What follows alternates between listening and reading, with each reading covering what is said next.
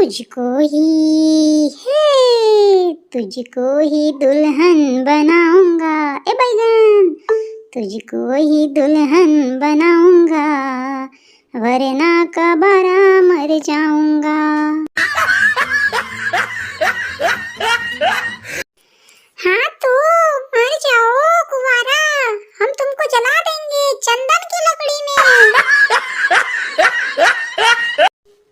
अरे तरबूज भाई, मेरा सर दुखने लगा तुम लोगों की गुटरगू सुन सुन के। मैं तुमसे एक सवाल पूछता हूँ, क्या तुम उसका जवाब दोगे? No no no no. हाँ बोलो आलू भाई, लेकिन मेरे ही तरफ से बोलना, मैं तुम्हें आज दारू की पार्टी चखना के साथ दूंगा।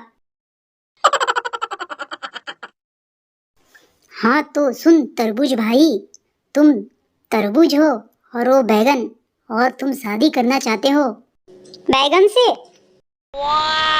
तुम दोनों की प्रजाति अलग है, तो हमें एक बात बताओ कि तुम्हारी जब शादी होगी तो तुम्हारा जो बच्चा होगा वो बैगन होगा या तरबूज?